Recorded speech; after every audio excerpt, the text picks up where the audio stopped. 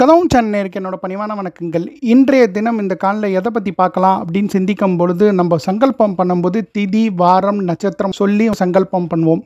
இதில் வாரத்தை சமஸ்கிருதத்தில் எல்லாமே சமஸ்கிருதத்தில் சொல்லுவோம். வாரத்தை எப்படி சமஸ்கிருதத்தில் சொல்கிறது நம்மளுக்கு ஒரு சந்தேகம் இருக்கும். அதை தாங்க இந்த காலில் பார்க்க போகிறோம்.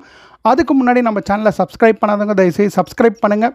சப்ஸ்கிரைப் பண்ணிவிட்டு தொடர்ந்து காணொலியை பார்க்காதவங்க இது போல் நல்ல விஷயங்களை ஏற்க நேருன்னு சொல்லிடுங்க. சரிப்பா, நீ சொல்கிறது அருமையாக இருக்குன்னா மற்றவங்களுக்கு பகிருங்க, ஒரு லைக் ப்ரெஸ் பண்ணுங்கள். சரிங்க, நம்ம காணொலிக்குள்ளே போகலாம். ஒவ்வொரு நாளுக்கும் சமஸ்கிருதத்தில் ஒரு பொருள் இருக்குது.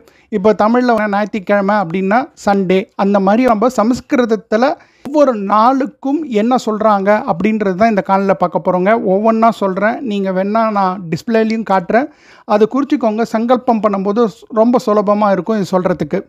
சரிங்க, ஞாயிற்றுக்கிழமை அப்படின்னு சொன்னோன்னா, சண்டேன்னு சொன்னோன்னா பானுவாசர சமஸ்கிருதத்தில் சொல்கிறது உண்டுங்க. திங்கக்கிழமை அப்படின்னு சொன்னால் மண்டேன்னா ஹிந்து வாசர அப்படின்னு சொல்கிறது வழக்கம் உண்டுங்க.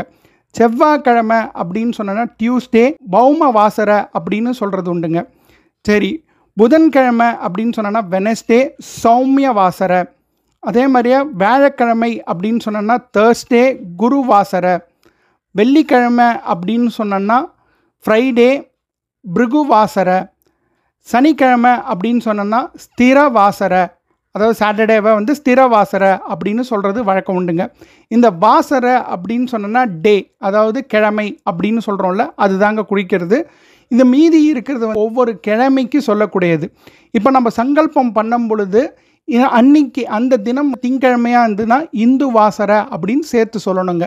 இந்த மாதிரியே சொல்லி சங்கல்பம் பண்ணும் பொழுது அந்த தினத்தை குறிக்கிற மாதிரியே இருக்குங்க. இந்த மாதிரி பல விஷயங்கள் உங்களுக்கு தேவைன்னு சொன்னோன்னா, என்ன விஷயம் தேவை அப்படின்னு கமெண்ட்டில் சொன்னீங்கன்னா அதை பற்றி ப்ரிப்பேர் பண்ணி கண்டிப்பாக அடுத்த ஒரு காணொலியில் நாங்கள் போடுறோங்க. நன்றி, வணக்கம்.